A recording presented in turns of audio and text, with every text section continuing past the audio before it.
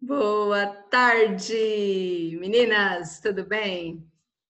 Bom, passaram as atividades avaliativas e agora nós vamos estudar novamente mais um pouquinho, né? Hoje eu vou começar com a interpretação dos textos lá do capítulo 6, que eu não vi ainda, eu até pedi para vocês fazerem, e acredito que não vai dar tempo de nós fazermos tudo hoje, mas vamos tentar, não é?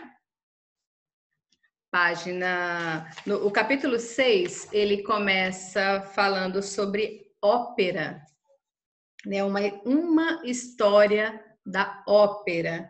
E eu acredito que vocês já tenham lido, né? Ali no primeiro capítulo fala que ópera é um tipo de teatro no qual a maioria ou todas as personagens cantam durante a maior parte do tempo ou o tempo todo, não é? Então, é muito óbvio que ela não seja realística e com frequência, no decorrer dos seus mais de 400 anos de história, tem sido considerada exótica e estranha, não é? Então, eu acredito que vocês tenham lido já esse texto, não é, gente? E aí, agora, então, nós vamos ali para a página 8. Página 8, para quem está chegando agora, do livro. A interpretação, e eu vou compartilhar agora com vocês o livro para nós fazermos juntos, certo?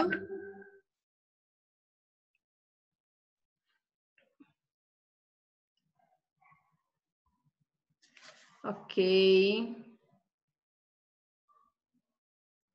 Aqui, na próxima página, nós temos ali o exercício 1. Sobre o título do livro, Uma História da Ópera, responda aos itens a seguir. Então, a primeira questão está pedindo ali que sentido o uso do artigo uma estabelece em relação à história. Então, ali, o uso desse artigo...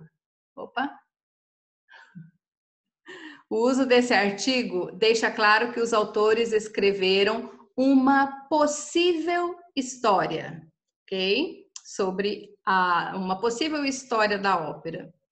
E não aquela história definitiva que a gente tem certeza que aquilo seja real, ok? Então, ali nós vimos que o uso do artigo indefinido no início, uma história da ópera, diz ali uma, né? Uma história, usa um artigo indefinido. Então, o uso desse artigo indefinido deixa claro que os autores escreveram uma possível história da ópera. Ok?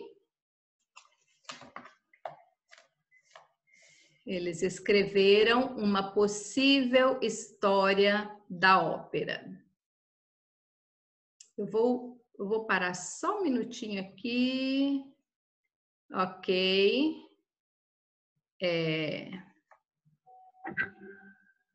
Gente, desculpa. Isso.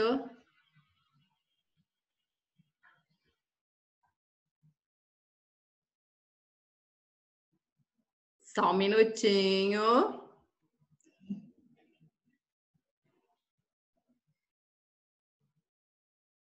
Pronto. Eu cliquei numa tela, no lugar errado. Bagunçou tudo aqui, desculpa, gente. Mas vamos lá. Nós estamos ali na página 8, ok? Página 8, agora a letra B do exercício 1. Nós vamos corrigir ali, letra B do exercício 1. Observe as expressões destacadas no texto, né? Tem algumas expressões ali, isso é verdade, realmente, é muito óbvio que, na verdade, é que, comodamente, né? Tem essas palavrinhas, elas estão grifadas ali no texto, foram usadas em negrito. O que o uso delas indica? Eles deixam, os autores, né, em vários momentos, deixam explícito uma forma de enfatizar ali o seu posicionamento, né, por meio dessas expressões. Então, nós podemos colocar assim, em vários momentos do texto, em vários momentos do texto,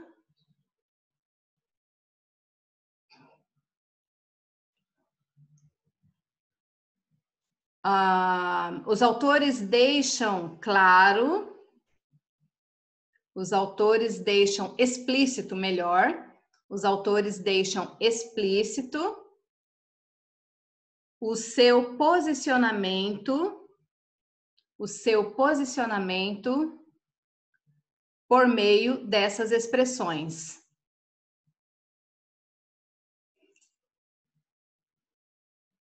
Por meio dessas expressões. Legal, Ju? Ok, vamos lá agora para número 2. De acordo com os autores, nos 3 primeiros parágrafos, a ópera não é realística, apresentando uma frequente falta de verossimilhança. Por que isso acontece? Os autores ali, eles observam que a ópera é cantada e ninguém em sua existência canta o tempo todo, né? Então não existe condições físicas ou sentido de se fazer isso em todo o tempo, né? Ficar apresentando uma ópera cantando sem parar, ok? Além disso também, né, os autores eles acabam mostrando ali, né, os cantores muitas vezes estão fisicamente em desacordo com as personagens que eles representam. Então, vamos colocar ali por que isso acontece, né? Porque os autores, né, coloquem assim, os autores observam que a ópera é cantada, e ninguém em sua existência,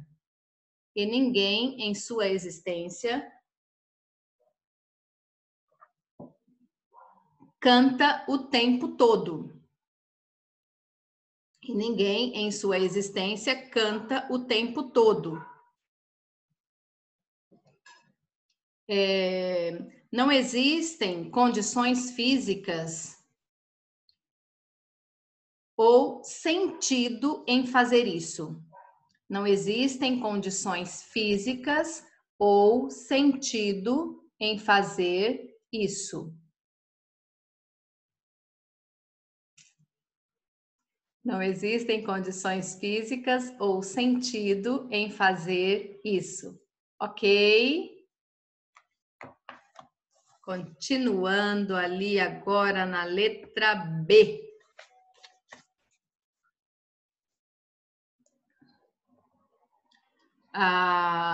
Releia os parágrafos 4º e 5º.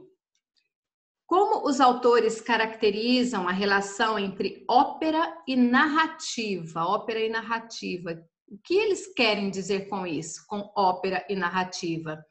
Eles, utilizando metáforas, referentes aos relacionamentos entre as pessoas, eles dizem que as duas estão interligadas em um incômodo abraço. Nenhuma quer o divórcio, mas ao mesmo tempo viver juntas é quase sempre impossível. Então eu vou repetir devagar ali o que os autores pensam. Isso aqui está no texto, né? Uma resposta do texto. Então, ali, os autores, utilizando metáforas,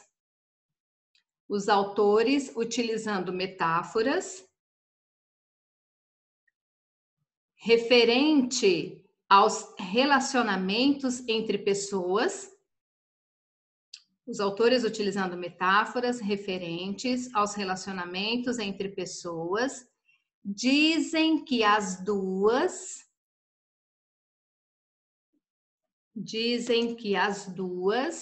estão interligadas.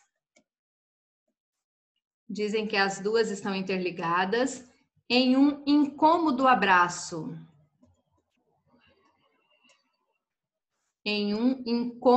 abraço. Coloquem ali um ponto e vírgula depois de abraço. Nenhuma quer o divórcio. Nenhuma quer, eu vou repetir novamente ali.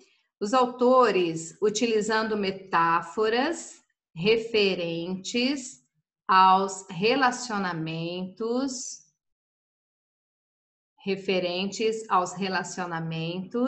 entre pessoas, dizem que as duas estão interligadas em um incômodo abraço, ok? Em um incômodo abraço, correto? Nenhuma quer o divórcio, mas, ao mesmo tempo, nenhuma quer o divórcio, mas, ao mesmo tempo, viver juntas é quase sempre impossível.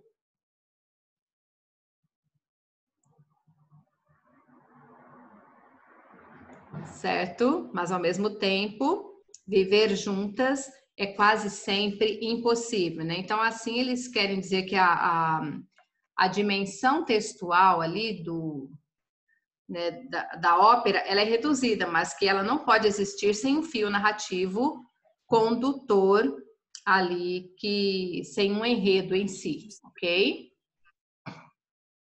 Então, vamos ali agora para número 3. Você merece. Essas ideias funcionaram. Uau! One moment, please. Um minutinho, por favor.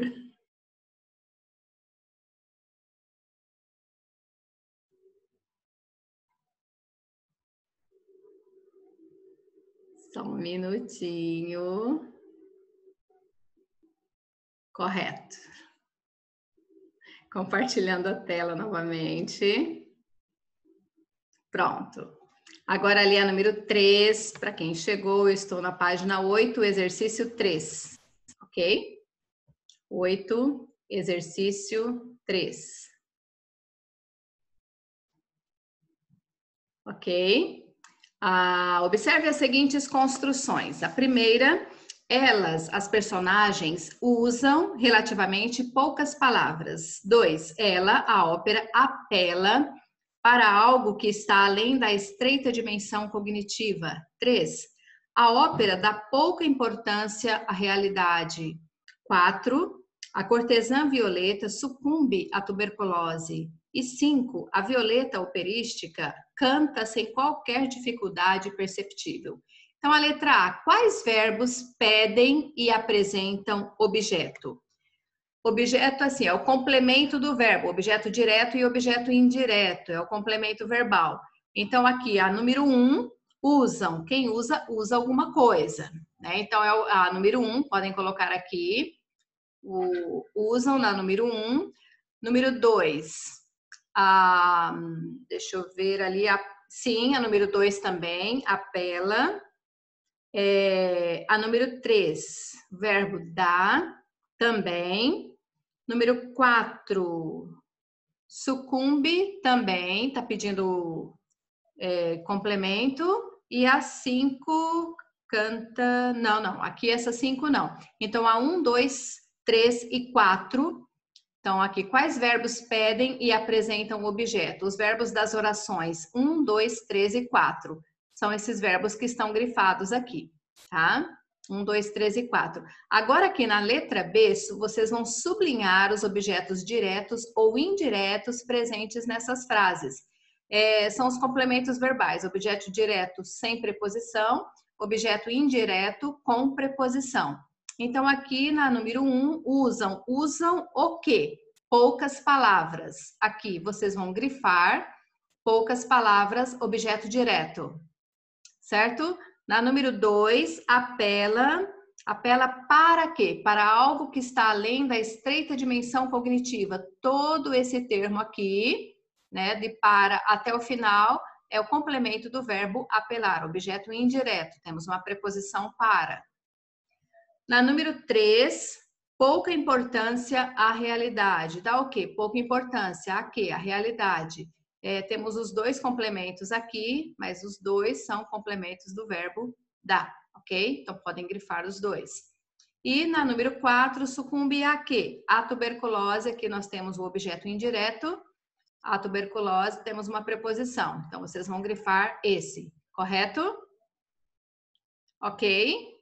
Agora, ali na letra C, há alguns casos em que o verbo tem sentido completo. Qual? Na número 5, o verbo cantar tem sentido completo, porque quem canta, canta, ok? Igual alguns estão fazendo hoje.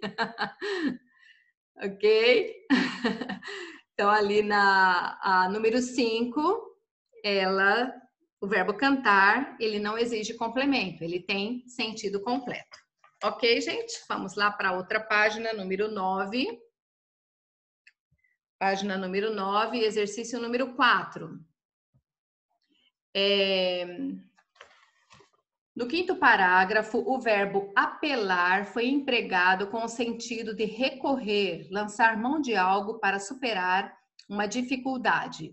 Construa uma frase em que esse verbo signifique recorrer a meios condenáveis a fim de levar vantagem em alguma coisa.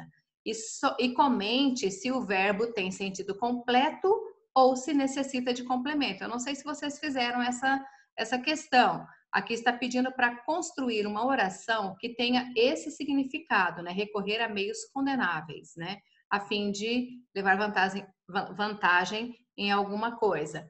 Então, eu tenho um exemplo aqui de contrariado, ele apelou para a violência. Recorrer a meios condenáveis a fim de levar vantagem em alguma coisa. Então, ali, contrariado, né, vírgula, ele apelou para a violência. Apelou para quê? Para a violência, ali nós temos o objeto indireto, um verbo transitivo indireto. Ok? Agora, ali na número 5, justifique o emprego do presente do indicativo, presente do modo indicativo, no seguinte trecho. Ópera é, aqui nós temos o verbo ser no presente, conjugado no presente do indicativo. É um tipo de teatro no qual a maioria ou todas as personagens cantam, eles cantam, ok? Durante o dia. Não, peraí. Cantam durante a maior parte do tempo ou o tempo todo. Desculpem, eu li errado ali. Ali, por que então foi usado o verbo no presente do modo indicativo? Porque o trecho é uma afirmação geral que define ópera. Então, nós podemos colocar ali, os verbos estão no presente do indicativo, porque o trecho é uma afirmação geral que define ópera. Porque o trecho é uma afirmação geral que define ópera.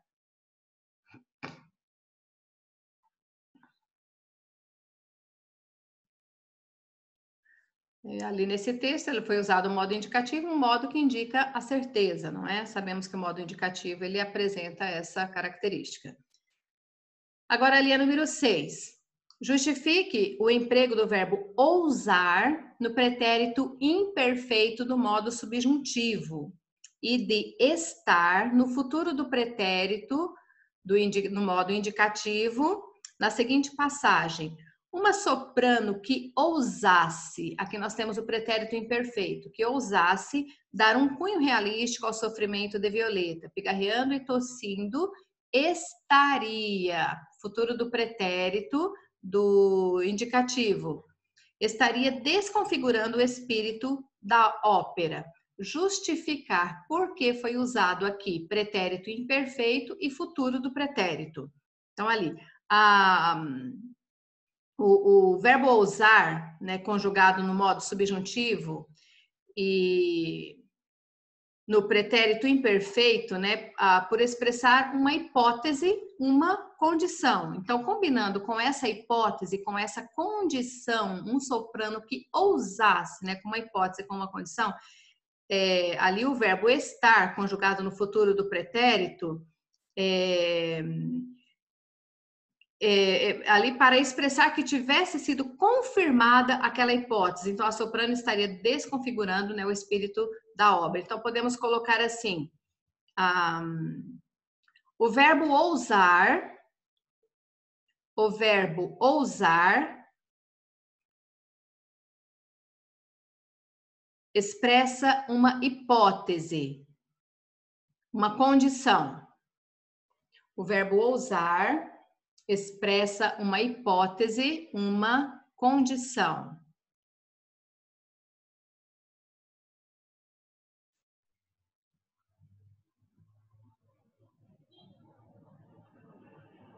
Expressa uma hipótese, uma condição. Combinando com essa hipótese,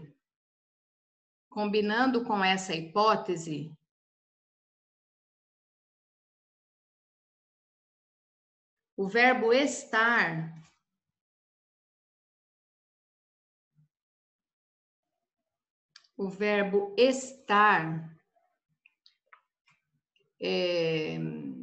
no futuro do pretérito, no futuro do pretérito,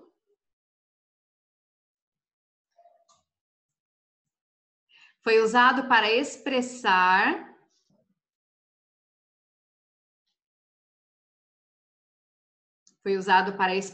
que se tivesse sido confirmada aquela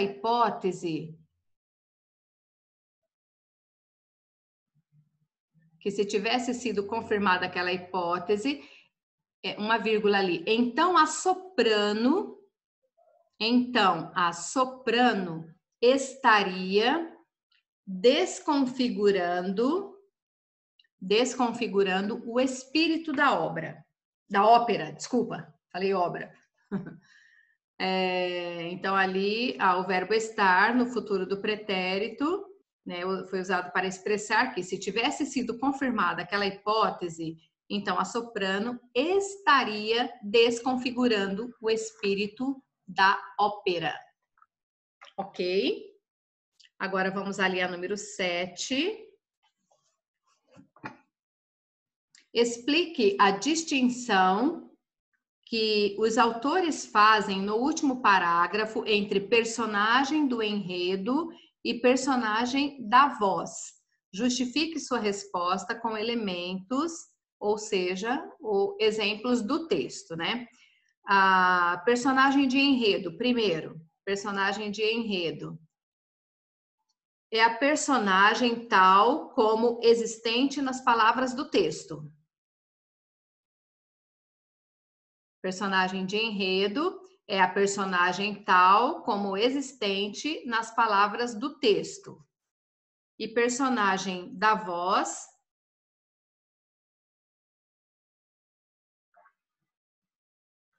personagens de enredo é a personagem tal como existente nas palavras do texto. E personagem da voz é a personagem correspondente que existe na música. É a personagem correspondente que existe na música.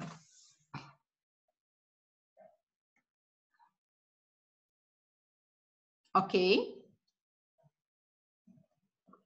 Só vou repetir ali, personagem de enredo é a personagem tal como existente nas palavras do texto. E enquanto a personagem da voz é a personagem correspondente que existe na música. Correto, gente? Ali mostra, né, o reflexo de uma relação conflituosa entre narrativa e ópera, tá?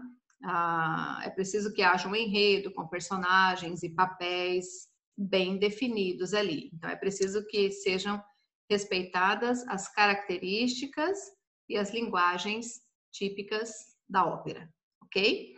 Então, vamos lá agora para a próxima página. É mais um texto que nós temos ali. Uma parte do livro O Sargento de Milícias, de Manuel Antônio de Almeida, Ali tem a história, o primeiro ato, o primeiro quadro, o segundo ato e o segundo quadro. Só um minutinho, gente.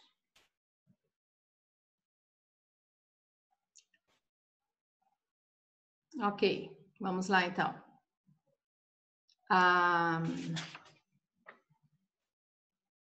Eu posso passar no final depois, essa 4 e a 5? Depois eu vou dar liberdade para vocês fazerem certinho. Ok, então vamos lá. Ali na próxima página tem um trecho do texto do livro de O Sargento de Milícias. Então eu vou lá para a página 12, onde temos as questões. Algumas questões ali. A número 8 agora. Nessa ópera, as personagens principais apresentam vozes mais agudas. Leonardo é tenor e Luizinha e Dona Maria são sopranos, são as vozes cantadas, ok? Quem já participou de coral, talvez, né? Não sei se vocês com certeza já ouviram coral. Eu já cantei soprano no coral, olha só. Mas assim, são as vozes que se tem em um coral. Então ali Leonardo é tenor, Luizinho e Dona Maria são sopranos. E personagens mais controversas, como Vidigal, apresentam as vozes graves. No primeiro ato, prólogo, por exemplo, Vidigal, que é chefe de polícia, diz que ele é quem manda nessa vila suja e devassa. Levando em conta os papéis das personagens no enredo, indique qual é a influência dos tipos de voz mais graves e mais agudas, né? As vozes mais agudas são das personagens principais, permitem um maior destaque. As vozes mais agudas são das personagens principais,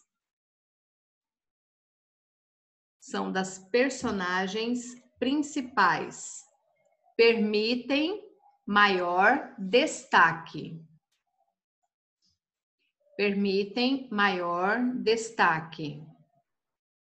E as vozes mais graves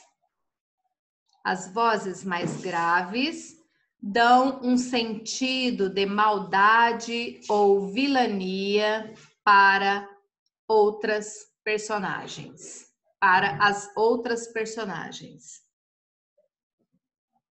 As vozes mais graves dão um sentido de maldade ou vilania a outras personagens.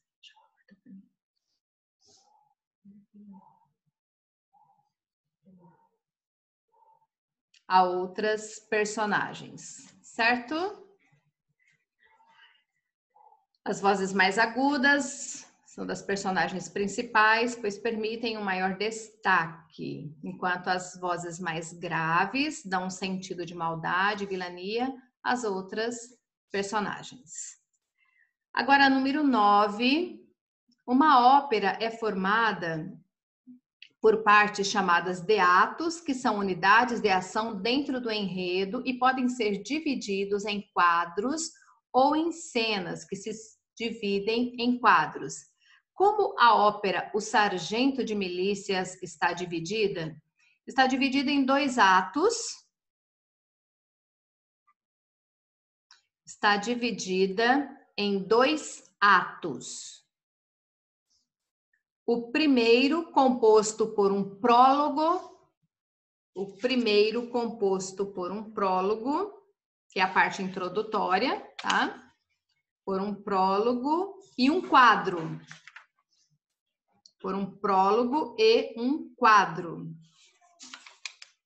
E o segundo por 2 quadros. Vou repetir. Essa ópera está dividida em 2 atos. O primeiro composto por um prólogo e um quadro. E o segundo por 2 quadros. Correto? Ok, gente. Agora vamos ali para a letra B da 9. Qual é a importância dessas divisões dentro de uma ópera, né? Como elas exploram a questão da temporalidade no texto. Então ali o prólogo, ele faz uma caracterização espacial e temporal do enredo da ópera, tá? Então vamos colocar assim: o prólogo, que é a parte introdutória, né? O prólogo faz uma caracterização espacial e temporal do enredo da ópera.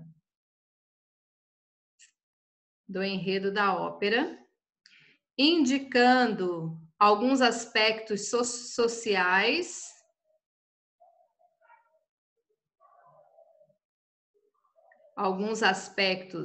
sociais e humanos. Vou repetir.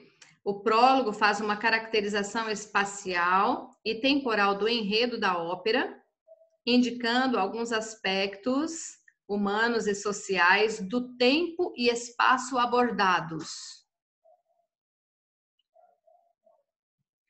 O prólogo faz uma caracterização espacial e temporal do enredo da ópera, indicando alguns aspectos humanos e sociais do tempo e espaço abordados.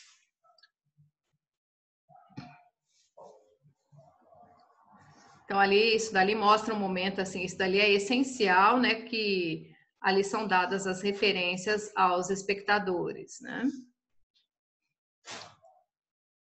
Só um minutinho.